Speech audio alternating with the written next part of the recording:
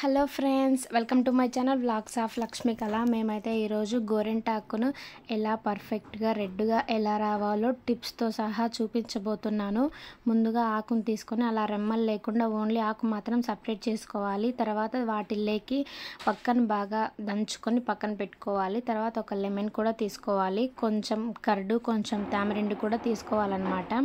First ఆకును వేసి చింతపండు రసాన్ని వేసి వక్కపొడిని వేసి బాగా గ్రైండ్ చేయాలన్నమాట. గ్రైండ్ చేసిన తర్వాత వాటర్ అనేది ఎక్కువగా వేయకూడదు, మనం బాగా మిక్స్ చేసుకుంటూ వేసుకోవాలి. తర్వాత కొంచెం పెరుగు వేసుకోవాలన్నమాట. ఇవన్నీ మేము చేస్తూ ఉంటే మా బాబు పియానో వాయిస్తున్నాడు అనమాట. ఇవన్నీ వేసిన తర్వాత కిందిది పైకి పైది కిందికి అలా తిప్పుతూ గ్రైండ్ చేసుకోవాలి మెత్తగా. ఎక్కువ క్వాంటిటీ ఆఫ్ వాటర్ వేస్తే లూజ్ అయిపోతుంది కదా, ఈ మిక్సీలలో సరిగా రాదనమాట. అప్పట్లో అయితే రోట్లో రుబ్బేవాళ్ళు కాబట్టి కరెక్ట్గా వచ్చేది. ఇంత క్వాంటిటీ సరిపోతుందన్నమాట, మన చేతికి బాగా జారకుండా ఉంటుందన్నమాట. ఈ టిప్స్తో ట్రై చేయండి, పర్ఫెక్ట్గా మీకు రెడ్నెస్ అనేది చాలా బాగా వస్తుందన్నమాట. ఒక 1 అవర్ 1.5 అవర్ పెట్టుకోగానే చాలా రెడ్గా అయితే అయిపోతుంది.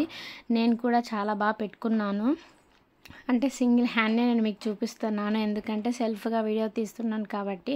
నేనైతే అలా పెట్టుకున్నాను అనమాట. చాలా బాగుంది. మా బాబుకి కూడా పెట్టాను కాళ్ళకు, చూడండి వాడు ఎలా చేసేసుకున్నాడో, కవర్లు కట్టేశారనమాట.